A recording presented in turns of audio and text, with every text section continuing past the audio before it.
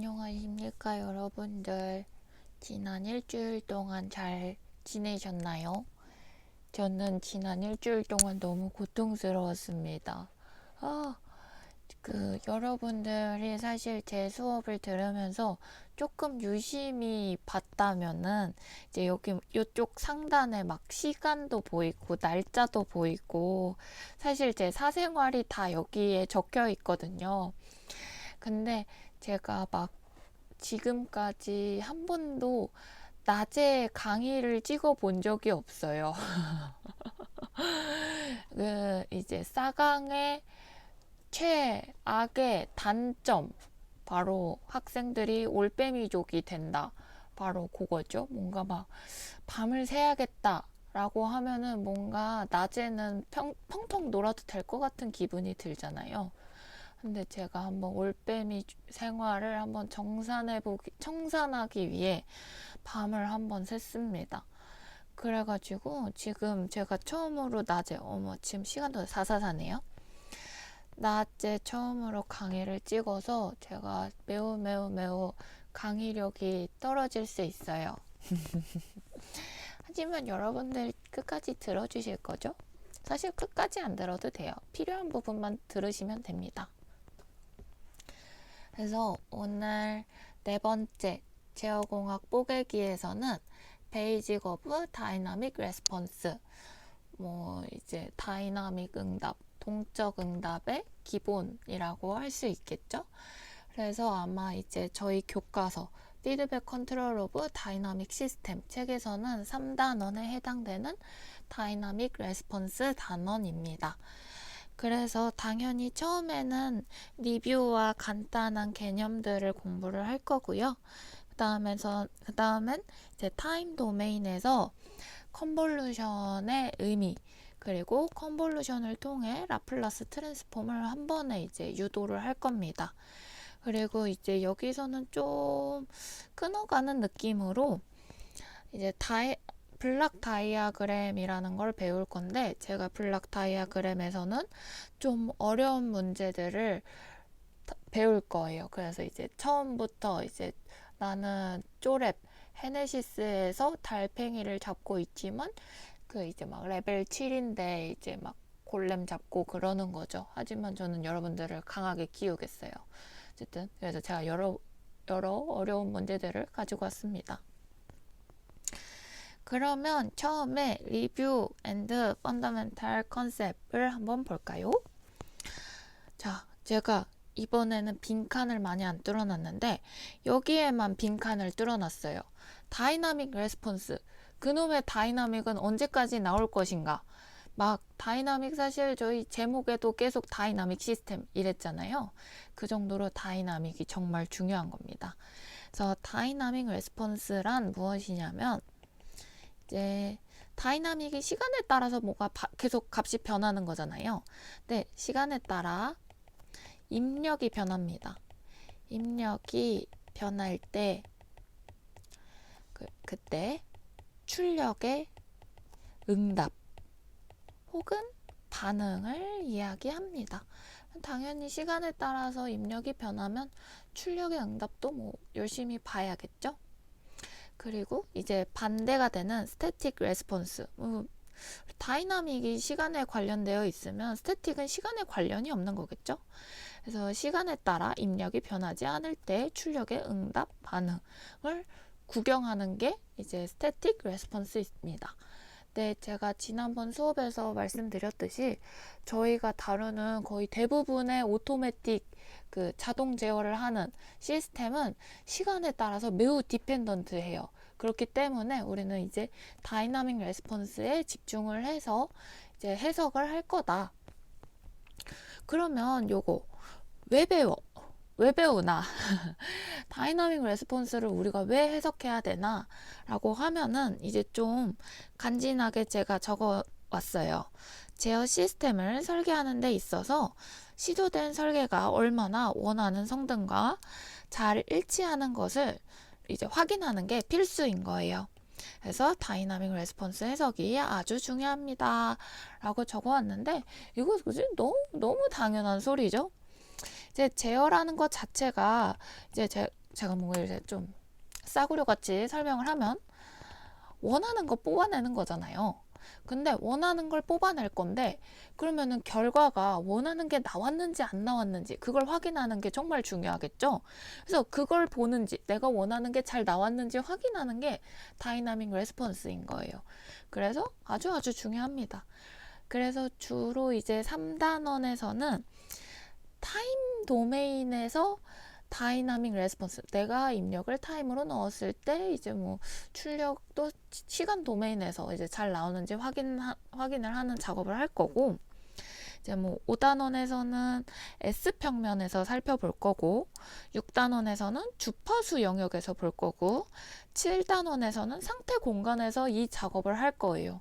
자, 얼마나 다이나믹 레스폰스가 중요한지 여러분들 알겠죠? 지금 몇 단원째 그냥 다이나믹 레스폰스만 확인한대요. 우리가 설계한 제어기를 통해서 원하는 입력이 잘 출력으로 나오는가, 이걸 확인을 하는 작업입니다. 사실 제어공학이 그런 것 같아요. 그래서 뭐 3단원에서는 이제 위의 방법을 연구하기 전에 필요한 기본적인 개념을 논의하겠다 입니다. 그리고 이제 제가 또 LTI를 갖고 왔네요. 진짜 LTI 진짜 제가 언제까지 LTI를 갖고 올까요? 사실 여러분들 진짜 귀에 딱지 않도록 LTI가 뭔지 알죠?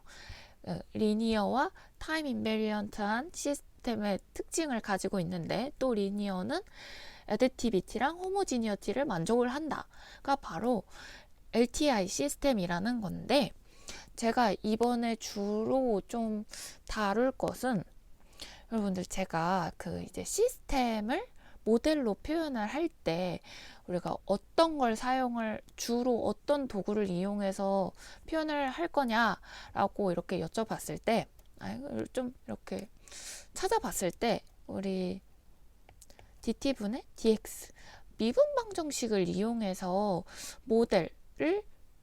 시스템을 표현하면은 아주 예쁘게 표현을 할 수 있다더라 라고 우리가 결과를 얻었잖아요. 그러면은 좀 궁금증이 생기지 않나요? 저만 너무 이렇게 바보라서, 저 근데 바보 맞습니다. 그래서 저는 좀 바보라서 그런지, 미분 방정식이 진짜 LTI 시스템일까? 라는 궁금증이 생기더라고요. 그래서 미분 방정식이 실제로 LTI 시스템인지 확인하는 예제 2가지를 가지고 왔습니다. 그래서 실제 교과서에서 예제 3.1과 3.2에 해당하는 내용이에요. 한번 봅시다.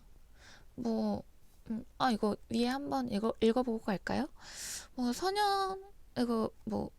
이 LTI 중에서 리니어에 해당되는 설명이에요. 선형 시스템의 응답은 중첩, 슈퍼포지션의 원리를 따름. 그래서 중첩의 원리, Principle of Superposition이란 만약 시스템이 신호들의 합으로 표현될 수 있는 입력을 가지고 있으면 시스템의 레스폰스, 결과 또한 각 신호들의 개별적인 응답의 합으로 표현할 수 있다라는 게 바로 Principle of Superposition이래요. 그러면은 우리가 이게 수학 시간이 아니니까 미분 방정식의 간단한 예제를 통해서 진짜 얘가 LTI 시스템인지 아닌지만 확인해 보고 넘어가 볼게요. 요런 시스템이 있대요. 입력 요런 거 넣고 출력이 이렇게 나왔답니다. 그래서 우리가 이제 가정을 하는 거예요. 이제 이 미분 방정식은 LTI 시스템이다 라는 가정을 해요. 그러면은 내가 입력을 만약에 이렇게 넣었다면은 이제 출력은 이렇게 나오고, 이 출력은 한번 미분을 하면은 당연히 이렇게 나오겠죠? 제가 LTI 시스템이라고 가정을 했으니까. 그러면은 우리가 이렇게 가정을 한 것을 원식에다가 대입을 합니다. 그러면은 이렇게 나온대요. 이렇게 미분한 거, 그리고 여기 K 곱하기 미분 안 한 Y, 그리고 입력. 그리고 나서 이것들을 열심히 전개를 해요. 그리고 나서 알파1과 알파2로 이제 다 묶어버리는 겁니다. 그러면은 뭔가 예쁜 텀으로 표현이 돼요.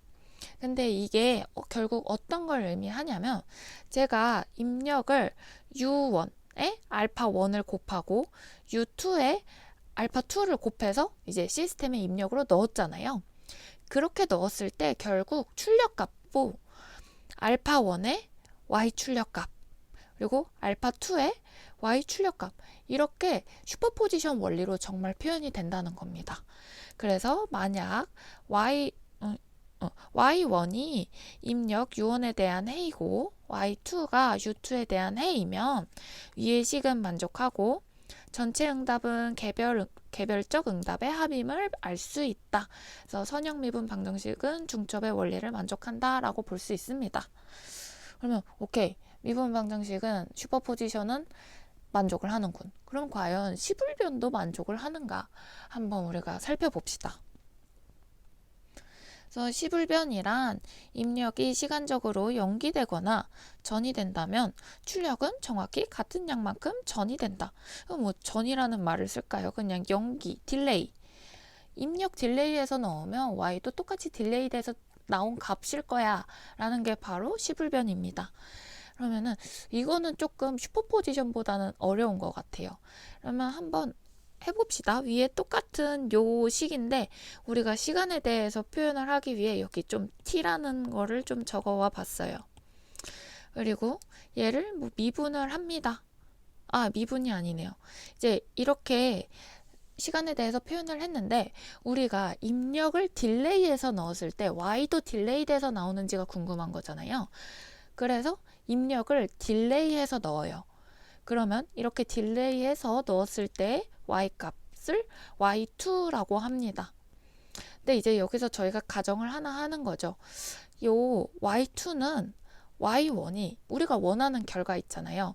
y1이 똑같은 입력을 이제 타우만큼 딜레이해서 넣었을 때 y2도 y1에 타우만큼 딜레이 돼서 나오는 딱 요 결과값이라고 우리가 가정을 하는 겁니다.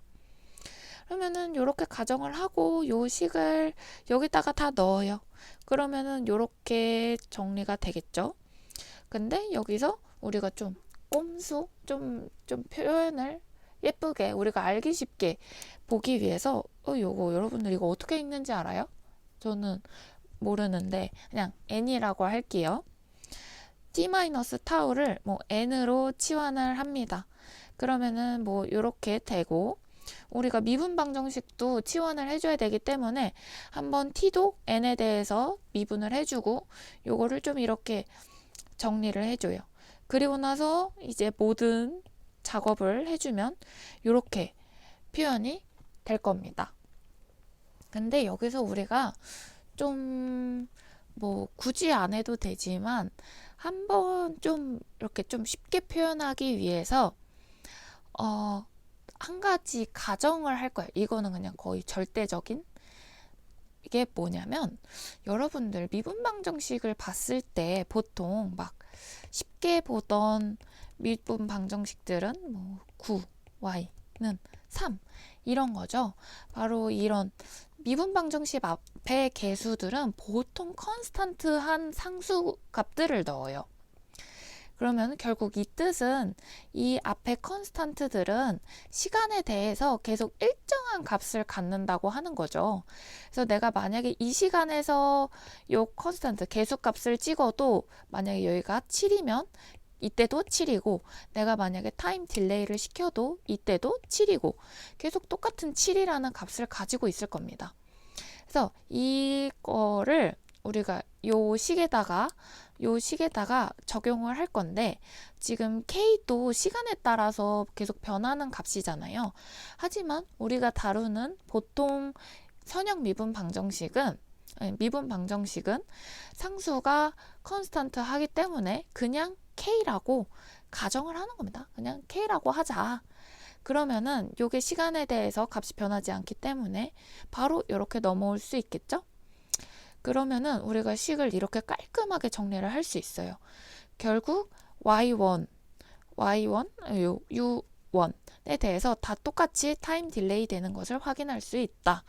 그래서 시스템이 시불변하면 u가 딜레이 된 만큼에 대해서도 y가 같은 시간만큼 딜레이 된다를 확인할 수 있습니다. 이렇게 우리가 선형 미분 방정식이 실제 이제 LTI 시스템인 걸 확인을 했습니다. 그러면 이제 뒤에서 과연 LTI 시스템에서 컨볼루션이 가는 의미, 이제 사실 컨볼루션은 LTI 시스템에서만 가능한 일이잖아요. 그러면 과연 진짜 컨볼루션이 얼만큼 중요하길래 우리가 LTI 시스템을 강조를 하는가에 대해서 알아보도록 하겠습니다.